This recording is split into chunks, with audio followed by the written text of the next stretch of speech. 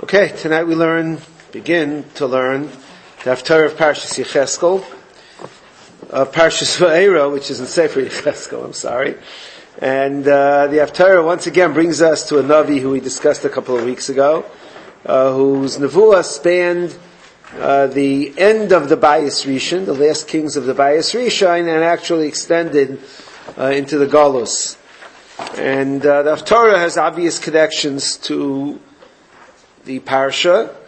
Here, the Achalufei Minhagim, we begin from Pasuk Chafei, Koyamar Hashem. The minig of Teiman is to skip the first two psukim and start with the third pasuk, which is more clearly connected to the parsha.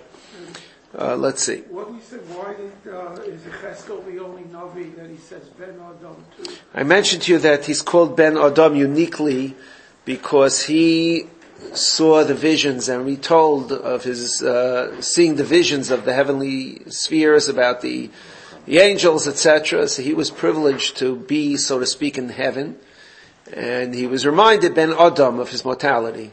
Ben Adam, you're a mortal man. You're not. Don't get any ideas into your head because of what you were privileged to see. And he's uniquely called Ben Adam because of that. So this is the nevuah of Yecheskel. Koy Amar Hashem Elokim. Bekaptzi Espeis Yisrael min ha'amim. The day will come when I will gather the Jewish people from among the nations, Asher nafutzu bam, among whom they have been spread, v'nikdashti bam la'einei hagayim, and my name will be seen as holy in the eyes of the nations, v'yoshu al admasam, Asher nasati la'avdi li'Yaakov.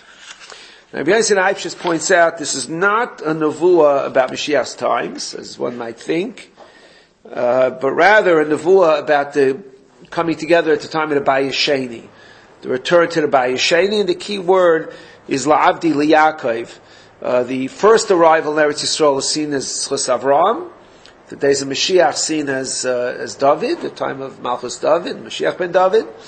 The Bayis Sheni, the Ad Yavar Amcha Hashem, Ad Yavar Am Zukhanisa.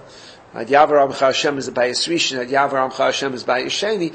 Bayis Sheni is seen as the Gula of Yaakov. The name Yaakov is, I've mentioned to you in the past, the inferior name of the two names Yaakov and Yisrael. Yisrael is when Klal Yisrael is in their higher level, and Gulas Yisrael will refer to times of Mashiach. And Gulas Yaakov is a key to the Gula of Yaakov Avinu. Rav Yisroel just mentions that in Yaakov's dream, Eretz Yisrael was folded under him. The land of Eretz Yisrael was folded under him. The land of Eretz Yisrael in the time of Mashiach is greater than that. Is called the Malchus of Eser Amimin as opposed to Shiva Amimin. It's more.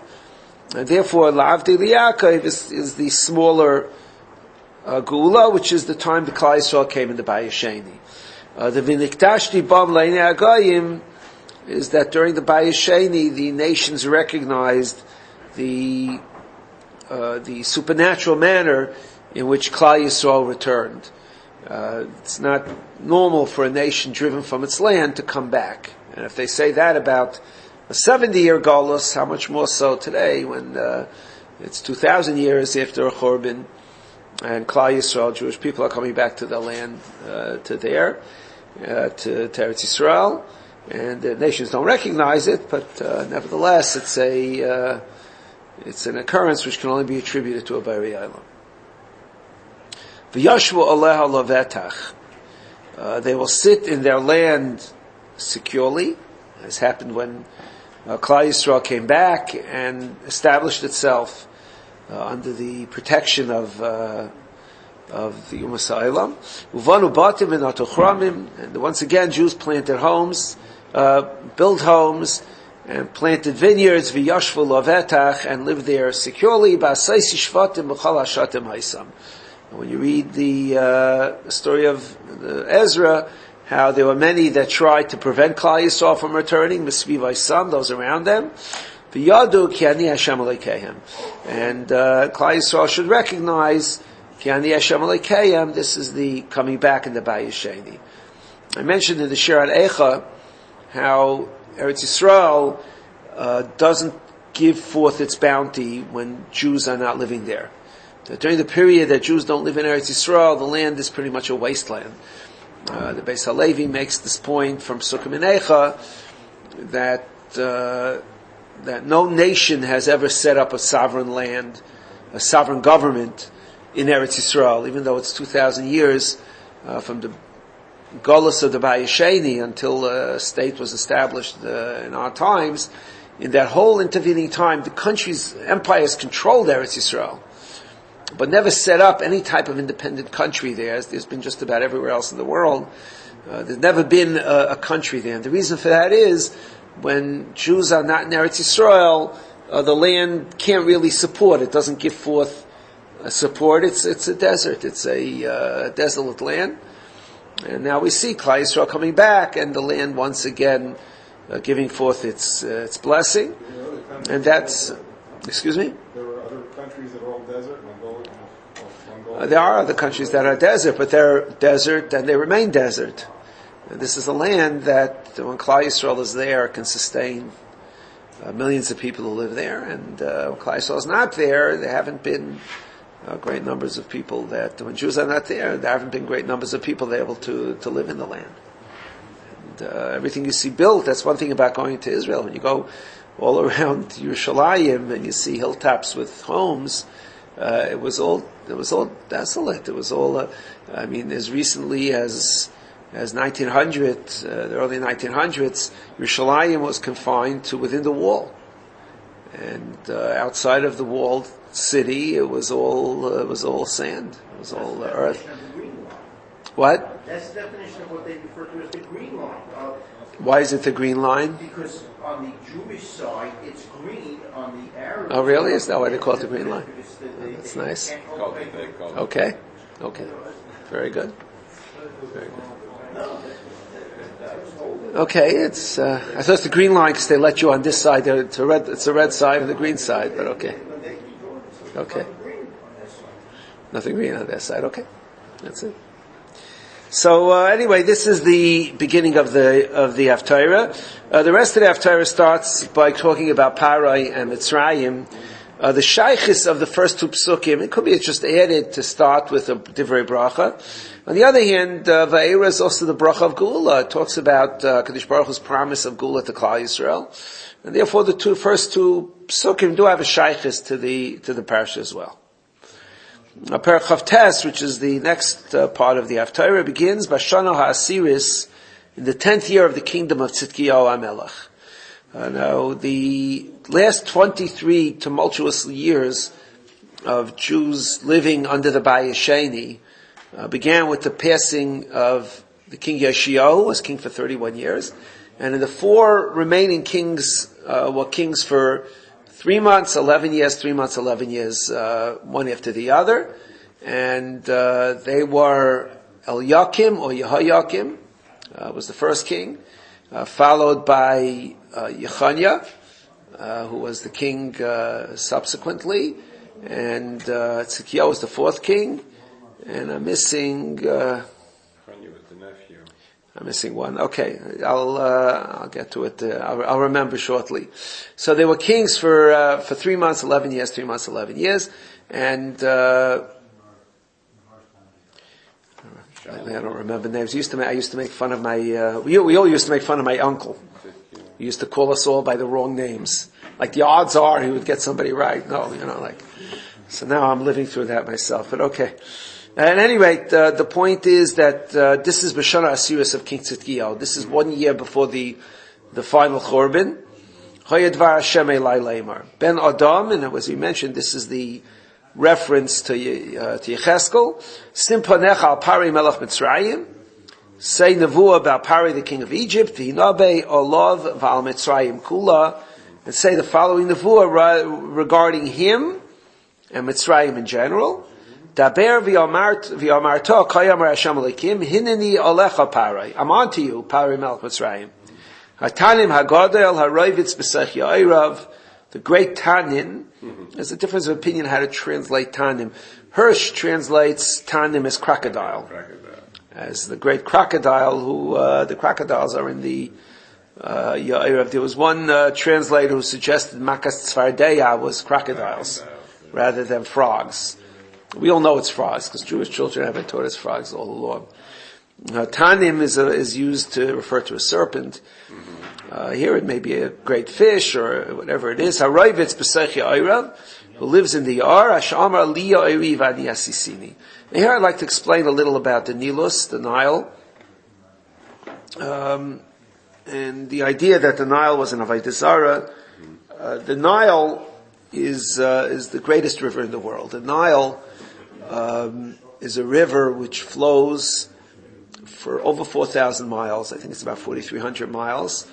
And it flows, when you look at the map, you get the wrong image. You get the image that comes from the Mediterranean Sea and flows down. It goes the other way. It flows from Uganda, the Great Lake in Uganda, which is in the middle of Africa. Lake Victoria. Not called Victoria anymore, but I think it's called Lake Uganda now. But and it flows up all the way through Africa and empties in two tributaries. In Egypt, it splits into two and empties into the Mediterranean Sea. Now, first of all, we all learned in Rashi how miraculously the water overflows. Paro would go out, and the water would overflow towards him, and it would irrigate the land. Now, first of all, you have to know that much of Africa is desert. And the Nile is really the lifeblood of Africa. If you take a map of Africa, there are maps in the Atlas that show by color code the places that have vegetation, the places that don't. For the most part, it's the Nile and its area around the Nile, which is the entire breadbasket of Africa, which is the irrigation. What? The northern part of Africa. The northern part of Africa. It's a lifeline to Africa. Now, what? The jungles in the southwest of Congo, which is in the southwest. Okay, I don't mean exclusively, but this is what it is. You take a map of Egypt, it's certainly that way. And all around it in northern Africa is desert land. Now, it doesn't rain. It does not rain in Egypt, except in the coastal cities. And the way the irrigation is from the Nile. Now, the way the Nile works is the following. Lake Uganda, or Lake Victoria, as it was called, it sits under great mountain ranges all around it. And the snows of the winter melt in the summer. The summer there being a different part of the year than here, but they melt, and the lake suddenly, when temperatures rise, the lake is suddenly swollen by great amounts of water. You're talking about extraordinary amounts of water, and that water travels down the Nile. The recent flooding of the Mississippi, I think St. Louis has recently been flooded. So they tell you downstream, in 2 weeks downstream, they're going to have flooding there. They're not Nevi'im, it's just the water travels, and it's going to get there, next week or the week after. That happens every year with the Nile. Every year, the Nile, which during the dry months, which in most of Africa is the whole year, is not a stronger river. During the season, the warm season, when the snows melt in Uganda, the water travels up, and it's like clockwork. It gets to Egypt, and we're talking about a river overflooding its banks. It overfloods its banks for 100 miles in either direction at some points. And the Egyptians have made canals to now the Nile would kill people from the flooding. People would die from the flooding. That's why we find that the ancient Egyptians, they treated the Nile as a god. And they didn't know all this. They never came to my haftara shir. And they didn't know where the water's coming from. And then one day, the god decides to start flooding. And it flooded. And they treated it as an avodah zarah. They felt that when the flooding killed people, the god was angry. So they would take people and shecht people as sacrifices to the Nile to pacify the god, to calm down. Obviously, eventually it calmed down because the snows ran out. But that's the avodah zarah of the Nile. Now, in the ancient world, the avodah zarah, people say in America the dollar is the avodah zarah. It's the Avodah Zarah was always that which gave sustenance to the people. You all know that the Plishtim, their Avodah Zarah was Dagon, was an image of a half man, half fish. Because the Plishtim lived in 5 coastal towns. Their parnasa was from fish. They were fishermen. They lived in Azza, in Ashkelon, in Ashdod, and in Gas, and in Ekron. Those are the 5 cities of the Plishtim. That's where they lived. So their parnasa was from fish, so their Avodah Zarah was a fish. Now you learn in vaeria that the angels came dressed as Arabs, as Bedouins, and Avram washed their feet. Their Avodah Zarah was the dust of the earth, of the road. So what kind of crazy Avodah Zarah is that? The dust of the road, the earth is Avodah Zarah? Like, who thinks that's God? But you see, the Bedouins, they're the truckers of the ancient world. Right? We find Yosef was sold to Yishmaelim. Their parnasa was the road. Since their parnasa was the road, so they kissed the road. It's if you can compare it to to a baseball player with his lucky bat. He kisses his bat when he's on a hitting streak, or they do that, right? So what's his bat? His bat is his parnasa. That's his thing. So if his bat is his parnasa, do the golfers do that too, or it's too much exercise to? But that's the Avodah Zarah. The Avodah Zarah of the ancient world. When you find Avodah Zarah, it makes no sense. You have to look at how it connected to their parnasa. So the Nile, which gave the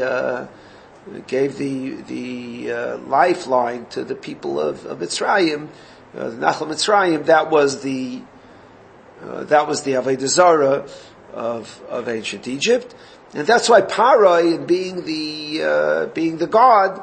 So if he's a god, so he's got to be the boss over the river. He made the river, and Parai somehow calculated when the river would overflow its banks, and he would announce his presence there. Maybe he had spies upstream telling him when the waters are coming, and he would go out to the river, and that would be his pretent of being a god.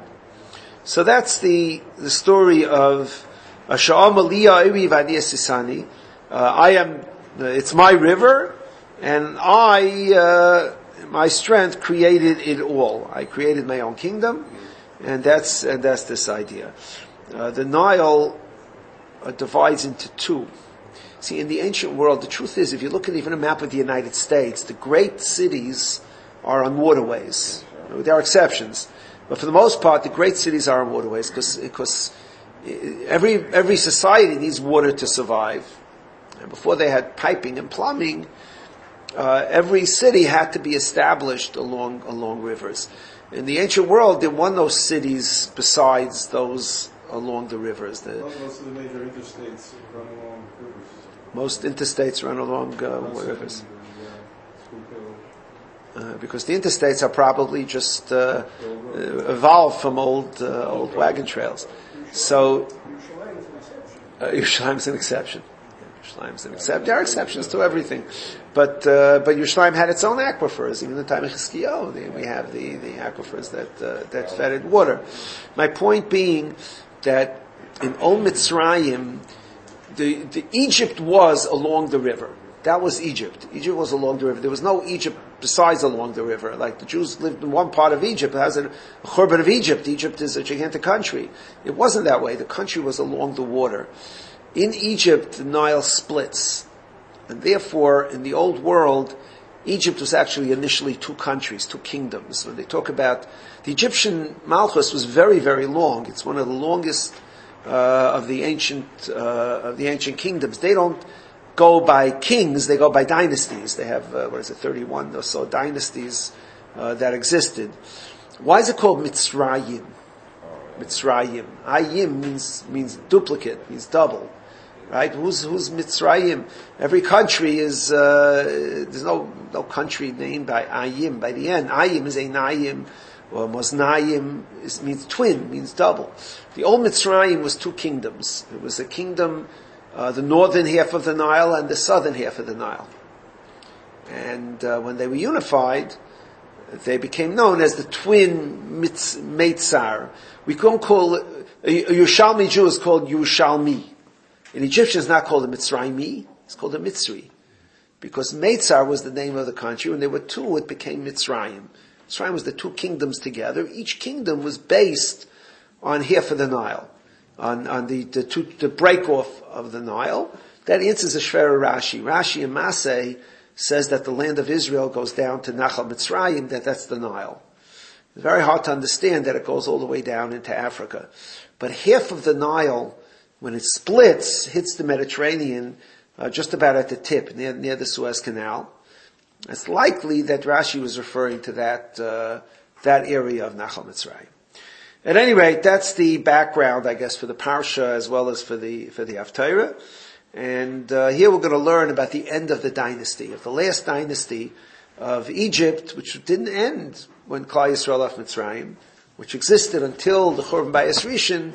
I guess tomorrow we're going to pick up and continue.